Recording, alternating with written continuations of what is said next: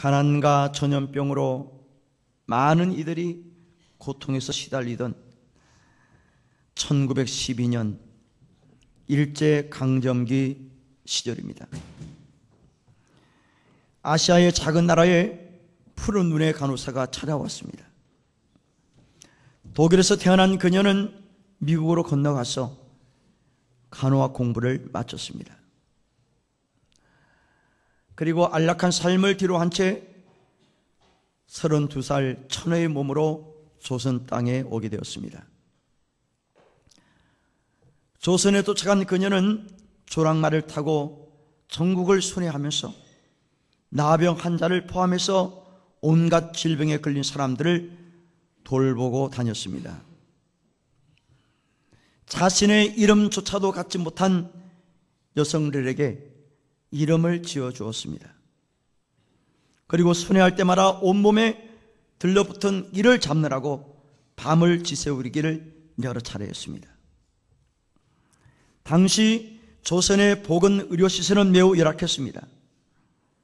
이러한 현실에서 그녀는 광주 제중병원을 중심으로 아픈 사람들을 돌보고 가난한 여인들의 교육에 힘을 썼습니다. 그뿐만 아니라 조선의 수양딸 13명과 나환자 아들 1명, 14명의 아이를 입양해서 가르치고 먹였습니다. 한센인을 돌보고 그 아들을 자식 삼았던 그녀는 정작 자신은 끼니를 제때 챙겨 먹지 못할 정도로 궁핍한 삶을 살았습니다. 한 사람이라도 더 돕기 위해서 자신의 생활비마저 쪼개어서 사용하고 있었습니다. 그렇게 22년의 세월을 조선 땅에 헌신했습니다. 그녀는 이렇게 말했습니다. 내일 나 먹기 위해 오늘 굶는 사람을 그대로 못 본 척할 수 없으며 옷장에 옷을 넣어놓고서 당장 추위에 떠는 사람을 모른 척할 수 없습니다. 평생을 누렇게 바른 옥양목 저고리에 검정 고무신을 신고 보리밥에 된장국을 먹고 소박한 삶을 살았습니다. 그것 또한 사치로 생각했던 그녀는 먹을 것을 줄여가며 모으고 모아 가난하고 아픈 사람을 위해서 사용했습니다.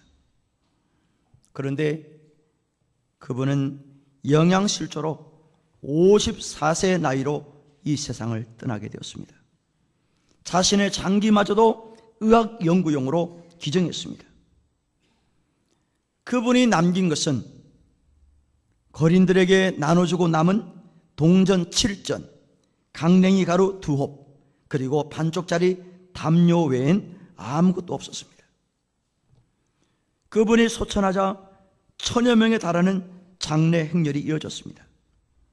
그리고 애통해야 하는 사람들은 그분을 어머니라 부르며 함께 장례식에 참여했습니다. 푸른 눈을 가졌지만 수많은 사람들의 어머니로 살다 간 그녀는 한국 이름으로는 서서평 선교사, 원래 이름은 엘리자베스 쉐핑 선교사였습니다. 저희들은 지난 금요일과 토요일 이틀 동안 순교지 탐방을 하고 왔습니다. 참석하신 대부분의 성도들이 은혜를 받았습니다. 문중경 전도사님, 그분이 사역했던 정동리 교회, 그리고 77명의 순교를 당했던 영광교회, 65명 전 교인이 순교한 야월교회, 그리고 금산교회, 이런 교회들을 돌아보면서 그분들의 희생이 있었기 때문에 지금 한국교회가 존재한다고 생각합니다. 그분들의 신앙 정조가 없었다면 어떻게 그 신앙이 대를 이어서 전수되었겠습니까? 그분들의 탁월한 믿음과 순교자적인 삶이 오늘 한국을 살린 것이고 한국교회를 세운 것입니다. 그 은혜를 잊어서는 안 될 것입니다. 사자성어 가운데서 군계일학이라는 말이 있습니다. 군계일학이라는 말은 중국 위나라 때 중림 7일이라는 사람들이 있었습니다. 7명입니다. 그 중에 해강이라는 선비가 있었어요. 이 해강에게는 해소라는 아들이 있었습니다. 그 아들이 아버지를 닮아서 똑똑했습니다.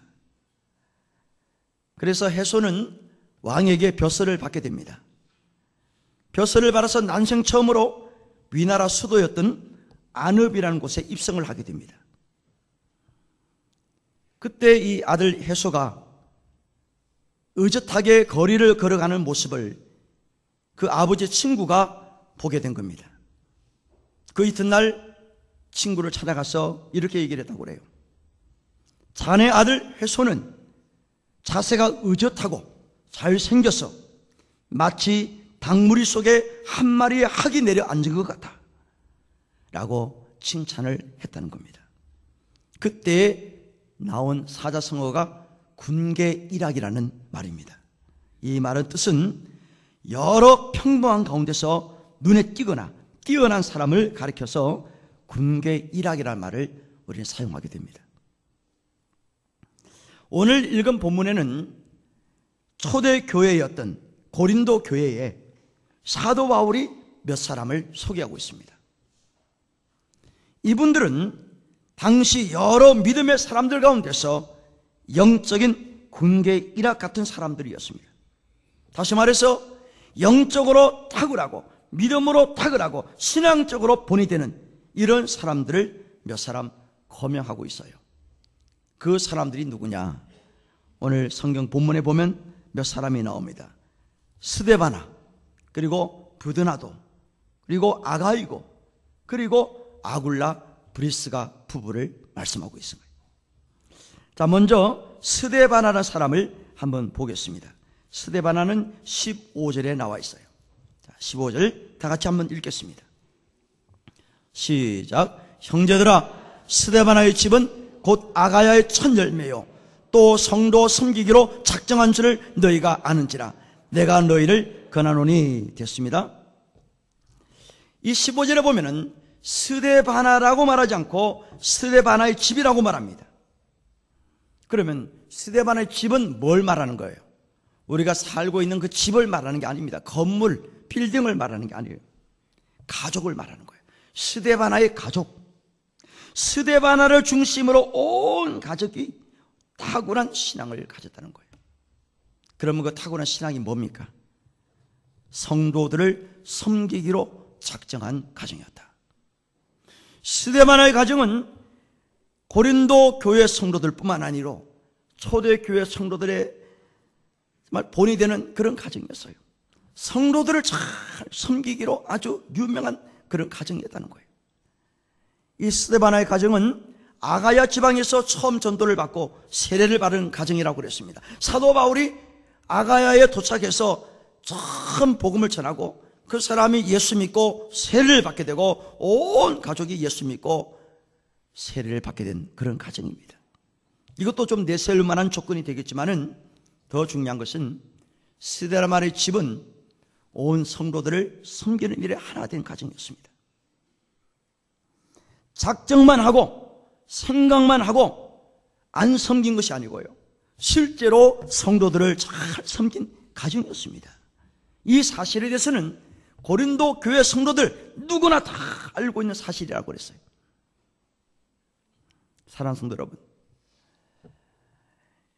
성도들을 섬긴다는 것은 입으로만 하는 것이 아닙니다. 거기는 반드시 희생이 따르고 헌신이 따르는 거예요.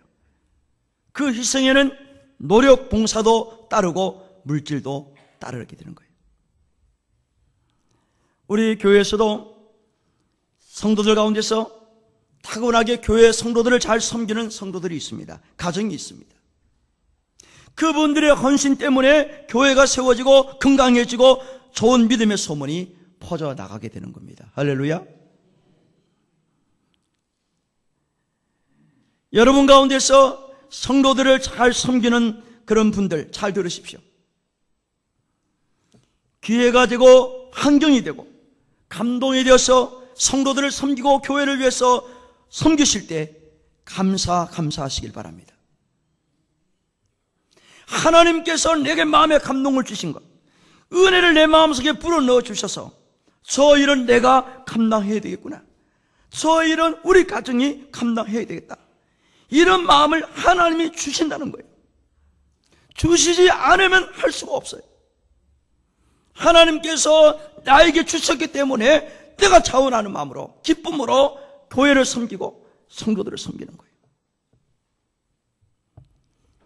지난 추석 머리에 제가 설교 중에 이런 얘기를 했습니다. 서울 소년원에서 목회하시는 우리 김 목사님께서 제게 카톡을 보내서 제가 여러분들에게 잠깐 읽어드렸습니다. 소년원에 갇혀있는 그 아이들이 추석이 됐는데 누가 찾아오지도 않냐고, 너무나 외롭고 불쌍하고 그렇다는 거예요. 그래서 문 목사님 부탁을 좀 하겠는데 이 아이들 짜장면 한 곡이라도 좀 대접하고 싶은 그런 마음이 있다는 거예요, 자기가. 그래서 제가 그걸 여러분들에게 소개를 했습니다. 그 말씀을 드렸더니 어떤 집사님이 말씀을 듣는 중에 자기 귀에 환청이 들렸다고 그래요.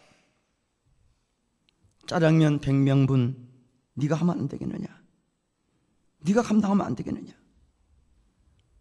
그런 감동이 왔어요. 그래서 예배 끝나고 저를 찾아왔습니다. 목사님, 제가 100명분의 짜장면 값을 제가 헌금하겠습니다. 너무나 감사했어요. 바로 제가 입금해 드렸습니다. 그랬더니 연락이 왔어요. 목사님, 문 목사님 너무나 감사합니다. 너무나 감사합니다. 아이들에게 짜장면 한 그릇씩 제가 대접합니다.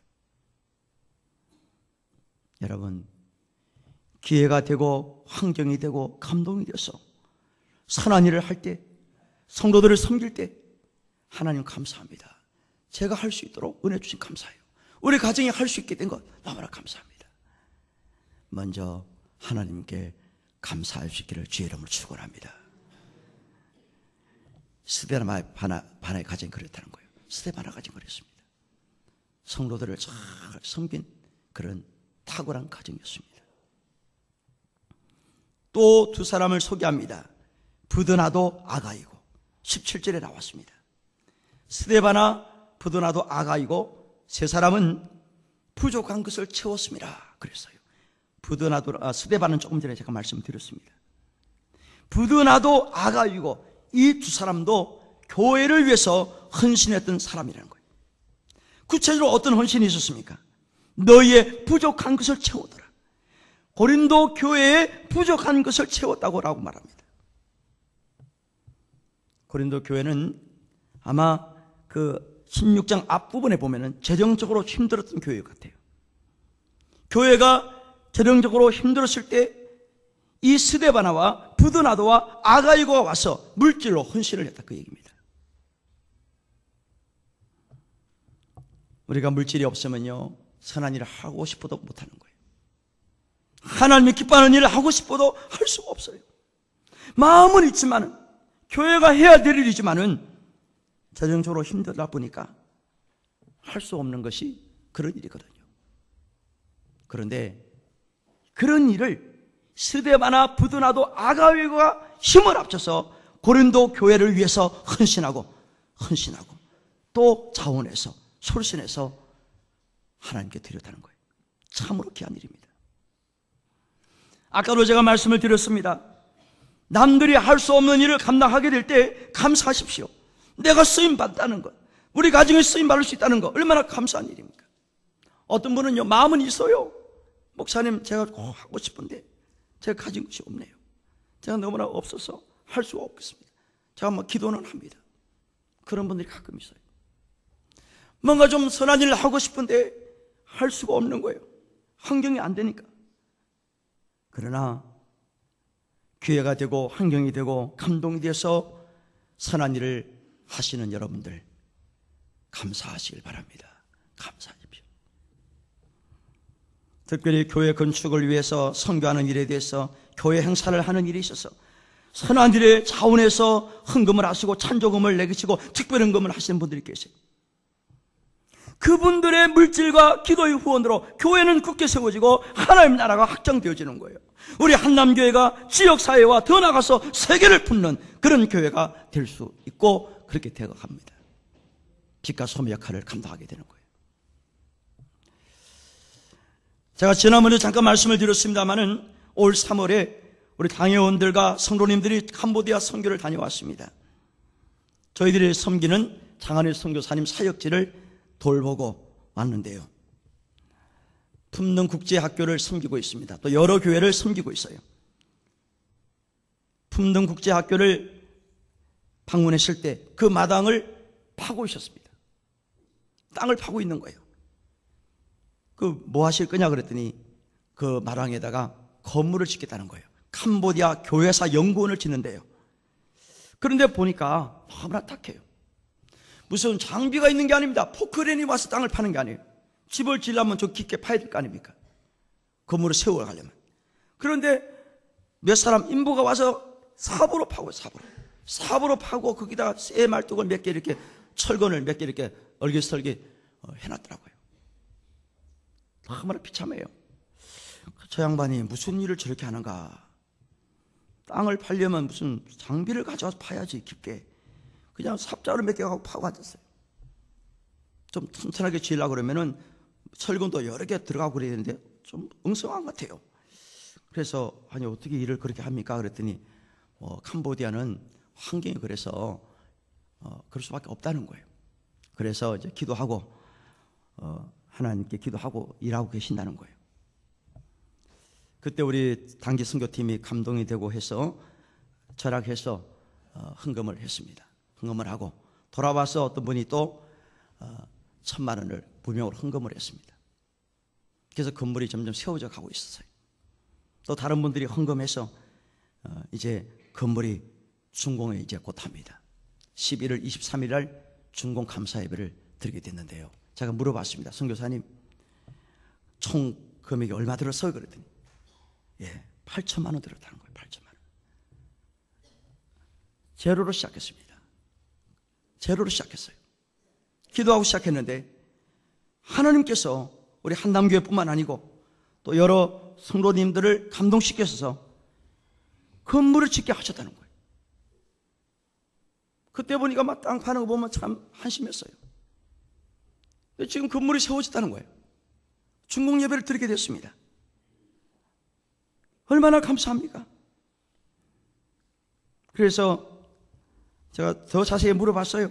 선교사님 8천여만 원이 들어갔다는데 다 해결됐습니까? 그랬더니 다는 해결 못하고 조금 남았습니다.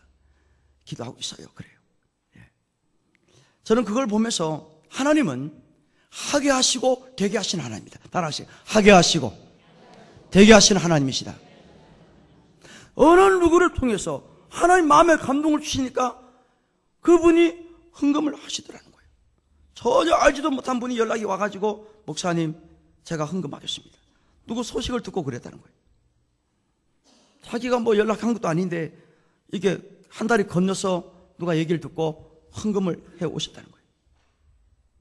건물이 세워져서 캄보디아 장로교회사 연구원, 이가 많은 이제 자료를 모아서 이 정말 캄보디아는 뭐 그 역사가 없다고 그래요. 그래서 자기가 그래도 조금이라도 장로교회사 연구원을 만들어서 이 캄보디아 죽어가는 영혼들을 위해서 좀 일을 해야 되겠다. 그런 마음을 먹고 일을 시작했는데 하나님께서 하게 하시더라는 거예요. 얼마나 감사한 일입니까? 그래서 우리 추수감사절 끝나고 저를 비롯해서 선교위원장님하고 우리 선임 장로님께서 대표로 준공 감사 예배를 하고 올 것입니다. 얼마나 감사한 겁니까? 여러분들의 헌신과 기도와 물질 봉사를 통해서 교회는 세워지고 또 그 교회를 통해서 하나님의 놀라운 복음의 역사가 일어났다는 사실입니다. 할렐루야. 오늘 스데바나 아가이고 부두나도 교회가 필요할 때 하나님 제가 드리겠습니다. 저를 사용해 주세요. 우리 가정을 사용해 주세요. 그 일을 통해서 하나님은 역사가 일어나는 거예요.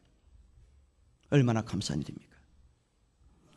그리고 또 한 가정을 얘기합니다. 아굴라 브리스길라 부부라 그랬어요. 아굴라 브리스길라라고 하기도 하고 브리스가라도 부릅니다. 그 여자분 아내고요. 아굴라는 남편입니다. 이분들은 사도 바울에게 있어서 가장 정말로 탁월한 사람이었습니다. 어떻게 탁월하냐? 로마서 16장 4절에 보니까 자기 자신 사도 바울을 위해서 목숨을 아끼지 않았다. 목이라도 내놓았다라고 얘기했습니다. 생명까지 걸었다는 거예요. 동력했다는 거예요. 이 아굴라 브리스가 부부는 천막을 만드는 사람입니다. 천막 기술자예요. 사도 바울을 만났습니다. 그래서 두 사람이 동력한 게 된 거예요. 그 가정과 사도 바울이 천막을 만들면서 그 수익금을 가지고 교회를 세워나가고 또 교회를 위해서 헌신했습니다. 주의 일을 위해서 같이 일하면서 생명까지 걸었던 보통 믿음이 아니에요. 여러분, 솔직히 말해서 생명까지 바칠 용의가 있습니까? 몸된 교회를 위해서, 선한 일을 위해서 동력하면서 나는 생명까지 바칠 용의가 있어. 이건 부부간에 힘든 일이에요. 부모 자식 간에도 힘든 일입니다. 가족도 아닌 타인을 위해서 목숨까지 내놓을 정도로 희생하고 헌신했던 그런 부부입니다. 그래서 소개되어야 마땅하고 칭찬들어야 마땅하고 본받아야 할 마땅한 일이라는 거예요. 그래서 사도 바울이 얘기를 하는 거예요. 고린도 교회 성도님들아, 아굴라 브리스길라 부부, 여러분도 알지 않습니까? 이 부부는 교회를 위해서 목숨까지 내놓을 정도로 그렇게 헌신되어졌습니다 라고 소개하고 있습니다. 앞서 소개한 스데바나 부도나도 아가이고 아굴라 브리스야 부부, 교회의 탁월한 일꾼들이었습니다. 사도 바울은 뭐라고 그럽니까? 고린도전서 16장 18절을 보세요. 18절 말씀. 그들이 시작, 그들이 나와 너희 마음을 시원하게 하였으니 그러므로 너희는 이런 사람들을 알아주라. 잠언 25장 13절 말씀에 충성된 사자는 여름 추수하는 날 얼음 냉수 같아서 주인의 마음을 시원케 한다는 말씀이 나옵니다. 우리의 마음을 시원케 하는 사람들이다.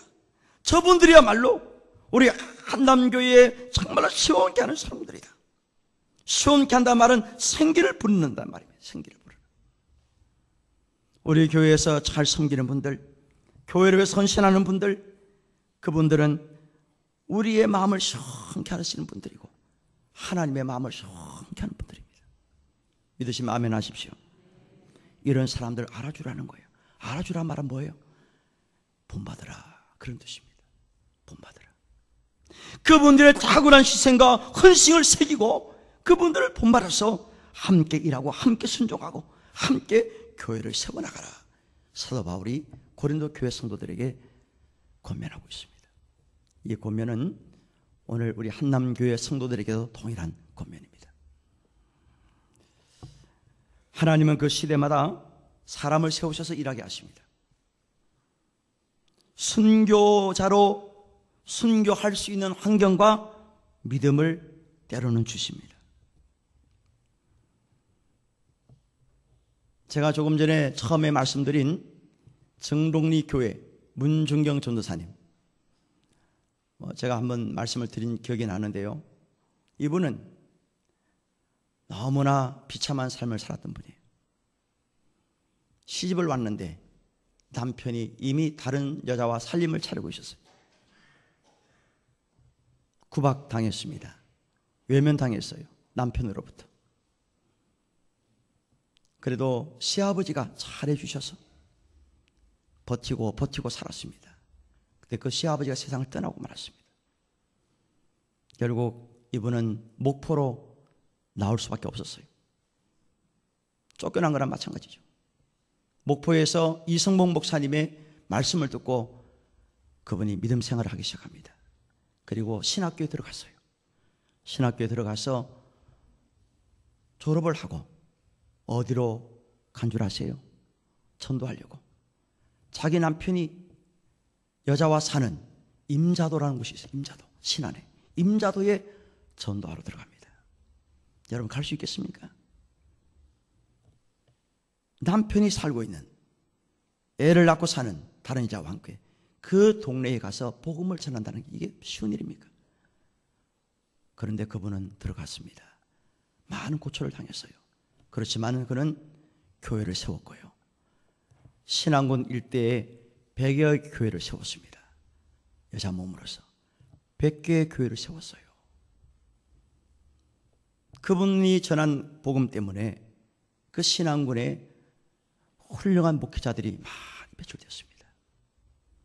이만신 목사님, 김용원 목사님, 정태기 목사님, 신윤복 교수님 등등 수많은 목회자들이 배출되었다는 거예요.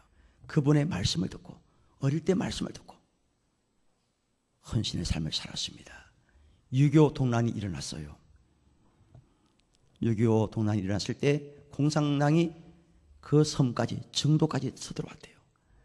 여러분 아시겠지만은 6.25 전쟁이 발생하기 전에 이미 좌익과 우익으로 나누어져 있었잖아요. 어지러웠다고 그러면 저는 잘 모르지만요, 좌익과 우익이 막 서로 싸우고 아주 시끄럽다고 그래요. 전쟁 나기 전에 이미 빨치산이 곳곳에 들어와서 다 압력을 하고 있었다는 거예요. 전쟁이 나니까 그 사람들이 돌변한 거예요. 다 완장을 차고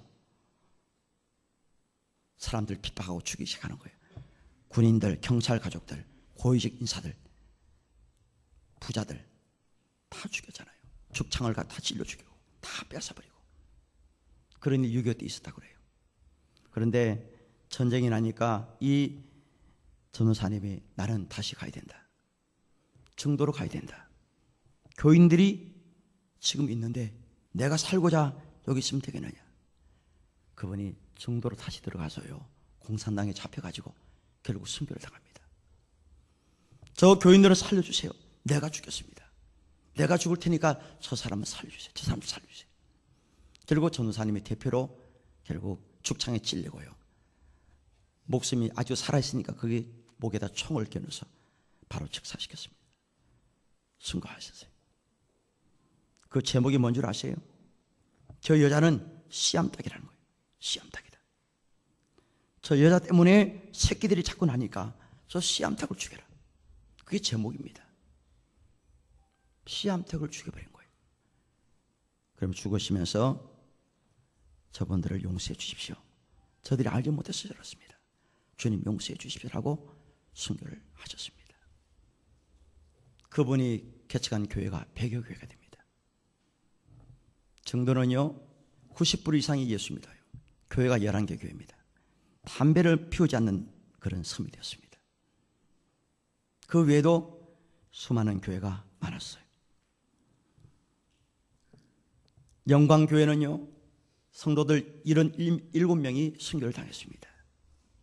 목사님을 비롯해서 한 가족이 다 총 77명이 순교를 당했대. 6.25 때 목숨 바쳤던 거예요. 헌신하려고, 하나님 믿고 교회 지키려고. 피난 갈 수 있는데도 불구하고 피난 가지 않고요, 나는 교회를 지킵니다. 결국 순교했습니다. 야월교회는 65명 전 교인이 순교를 당했습니다. 여러분, 순교할 수 있는 환경이 있고요, 믿음을 그들에게 주셨다는 거예요. 만약 이 시대에 그런 일이 있다 그러면 여러분 순교할 수 있겠습니까? 제가 처음 예배 전에 기도하면서 너는 한남교회 성도들을 대표해서 죽창에 찔려 죽을 수 있느냐? 총에 맞아서 죽을 용의가 있느냐? 이렇게 하나님이 물으셨을 때 과연 내가 그 전도사님처럼 제가 죽겠습니다, 제가 대표로 죽겠으면 나 먼저 살려주세요 라고 말할 수 있을까? 그런 생각이 들었어요. 하나님은 그 시대마다 사람을 세우셔서 일하십니다. 물질의 복을 주셔서 물질로 마음껏 쓰임 받을 수 있도록 환경을 주시고 믿음을 주시고 은혜를 주신다는 거예요. 어떤 분은 말씀을 전하는 자로 세우시고요, 어떤 사람은 달란트를 통해서 몸으로 봉사하고 헌신하게 하십니다. 어떤 사람은 아이디어 지혜를 주셔서 공헌케 하십니다. 어떤 분은 기도 용사로 세워주시는 거예요. 어떤 분은 다른 사람을 위로하고 격려하게 하시는 일을 하도록 그렇게 하나님 하십니다. 마지막으로 한 사람을 더 소개합니다. 금상교회를 다녀왔습니다. 금상교회는 우리 합동측 교회입니다. 그 동네에 아주 부자가 살았습니다. 그분이 조덕삼이라는 분입니다. 부자입니다. 이분이 선교사님을 만나고 예수를 믿기 시작한 거예요. 그 부자가 자기의 집을 교회로 내놨어요. 예배 드리십시오. 우리 집에서 예배하십시오. 그딴 교회가 없으니까 자기 집을 예배당으로 제공한 겁니다. 그리고 신앙생활하기 시작하는 거예요. 그런 중에 그 집에 일꾼이 한 명이 왔습니다. 남해 사는 사람인데요, 이름은 이자익이라는 그런 사람이에요. 일꾼으로 왔습니다. 머슴으로 온 거예요. 마부, 말을 끄는 마부로 왔습니다. 남해에서 어렸을 때 부모를 여의고 오갈 데 없으니까 남의 집에 일이나 해가면서 이제 먹고 살려고 흘러다니다가 김제까지 온 거예요. 금산까지 온 거예요. 그 집에 오게 됩니다. 그 집에서 일을 하기 시작하는 거예요. 그러면서 주인의 전도로, 선교사님의 전도로 같이 교회를 하기 시작하게 돼요. 금산교회를. 주인도 다니고 이 머슴도 교회를 다녀요. 열심히 신앙을 잘합니다. 교회 너무나 열심히 잘해요. 헌신합니다. 세월이 지나서 선거를 하게 됐대요. 장로 피택 선거를 하게 된 겁니다. 그런데 여러분 놀라지 마십시오. 주인은 떨어지고 모섬이 장로 피택이 된 거예요. 일자 무식했던 그 모섬이 장로 피택이 됐다는 거예요. 동네가 발칵 뒤집혔습니다. 아니 이럴 수가 있어. 주인 부자가 교회 예배당도 내놓고 믿음 생활을 잘하고 섬기고 있는데 어떻게 장로 떨어지고 저 집에 일하는 모섬, 일자 무식한 저 모섬이 어떻게 장로가 되느냐. 난리 났어요. 그 목사님 얼마나 힘들었겠습니까? 야, 이제 끝났다. 그 시험거리가 온 거예요. 그런데요, 놀라운 것은 그 조덕삼이란 분이 저는 괜찮습니다. 다 하나님 뜻입니다. 하나님 뜻입니다. 우리 모섬 장로 세워야 됩니다. 그분이 제1대 장로가 됐습니다. 금산교회. 그리고 그 이후에 2대 장로로 주인 조덕삼 장로님이 되신 거예요. 더 놀라운 것은 그 모섬을 평양신학교 입학을 시켜요. 공부하십시오. 공부하십시오. 평양신학교 입학을 시켜서 졸업을 합니다. 그리고 목사님이 되셨어요. 자기 집에서 일하던 모섬이 목사가 됐어요. 그 분을 금산교회로 청빙을 합니다. 우리 교회 담임 목사하십시오. 우리 교회 오셔서 목회하십시오. 청빙을 했습니다. 그분이 이자익 목사님이에요. 그분이 우리 합동체 총회장을 3번 역임한 그런 훌륭한 목사님이 되셨어요. 지금도 그 이야기가 계속 내려오고 있습니다. 훌륭한 분이 누구예요? 이자익 목사님도 훌륭하지만은 그 조덕삼 장로님, 예, 얼마나 겸손한 사람이에요. 내 밑에서 일하는 모섬이 먼저 장로가 되었을 때 속쓰리지 않겠습니까? 안 그래요, 여러분들? 인간이기 때문에. 그러나 다 하나님 뜻입니다. 저분을 세워주시면 저는 나중에 더 괜찮습니다. 겸손한 사람. 하나님은 그분을 쓰셨어요. 그 후대 복을 받게 하셨는데요, 그 손자가 누군지 아세요? 조세영 국회의원입니다. 조세영 국회의원, 이미 세상을 떠나셨는데요, 그 할아버지의 신앙 계속 대를 이어서 지금도 금산교회 빛을 내고 있습니다.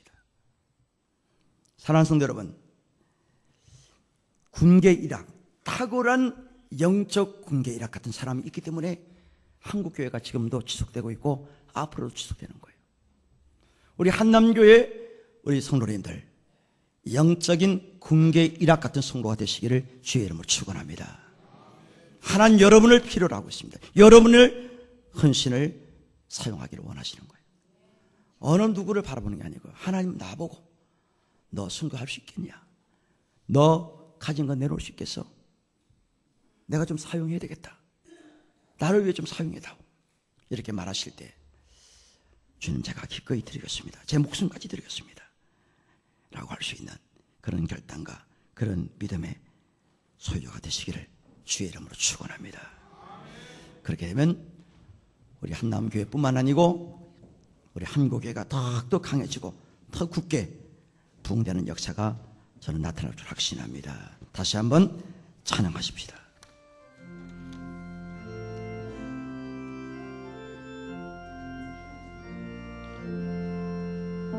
낮의 해처럼 밤의 달처럼 그렇게 살 수 없을까? 욕심도 없이 어른 세상 비추어 온전히 남을 위해 살듯이 나의 일생에 꿈이 있다면 나의 일생에 꿈이 있다면 이 땅에 빛과 소금 되어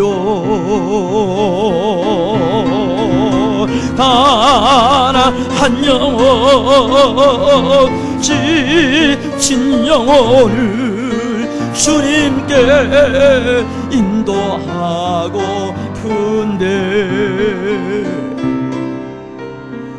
나의 욕심이 나의 못난 자아가 커다란 침대요 나를 짓눌러 마음을 공급해 하니 예수여 나를 도와주소서. 예수님처럼 바울처럼 예수님처럼 바울처럼 그렇게 살 수 없을까? 남을 위하여 당신들의 온몸을 온전히 버리셨던 것처럼 주의 사랑을 베푸는 사랑 값없이 거저주는 사랑 그러나 나는 주는 것보다 받는 것 더욱 좋아하니 나의 입술은 주님 닮은 듯하나 내 마음 아직도 주하여 받을 사랑만 계수하고 있으니 예수여 나를 도와주소서.